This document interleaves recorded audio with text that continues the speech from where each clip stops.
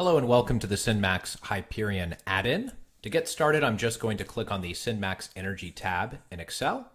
I'm going to make sure that I've already authenticated by entering my API key. And now I'm going to show you a couple of different ways to pull in some of our data sets. The first one is going to be using the built-in Excel formula builder. So I'm going to type equals SMX. This will pull up a list of all of our available data sets. You can see everything that's available through our API is also available in our Excel add-in. In this case, I'm going to look at frac crews. And I'm going to pull in for crews just for Louisiana since the beginning of the year.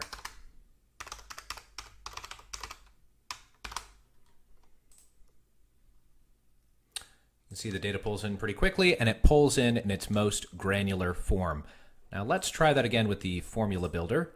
The advantage of using the formula builder is that it has pre-populated fields. So I'm going to pull in frac crews. Now when I click on state code, I have a drop-down option and I can select Louisiana. And I can also more easily select the date without having to worry about formatting. And the exact same data pulls in.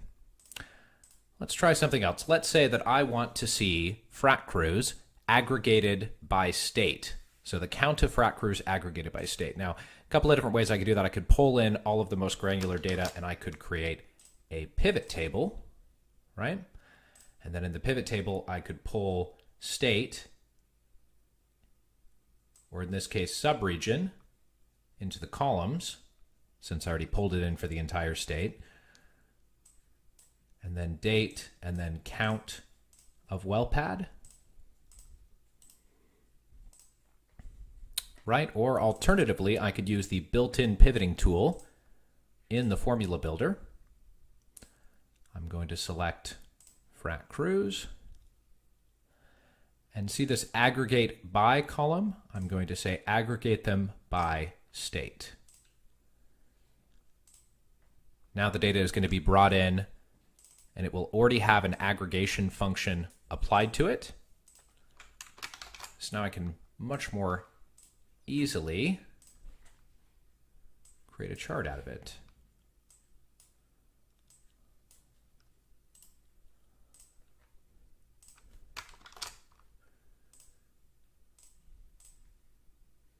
You can see I have the count of all the frac crews broken out by individual state. Let me show you some of the other data sets. I'm going to use the formula builder again. This time I'm going to bring in daily production.